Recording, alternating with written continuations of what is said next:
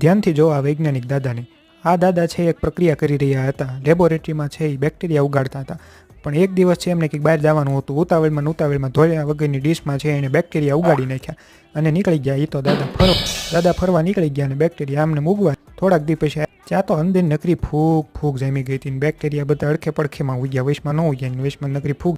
પછી વૈજ્ઞાનિક દાદા આવ્યા ને દાદાનું મોઢું રૂપ ફાટ્યું અને એ જોવા માંડ્યા કે અહીંયા વૈશમાં ફૂગ ઉગી છે અને અડખે પડખે બેક્ટેરિયા છે. બેક્ટેરિયા વૈશમાં કેમ ન ઉગ્યા?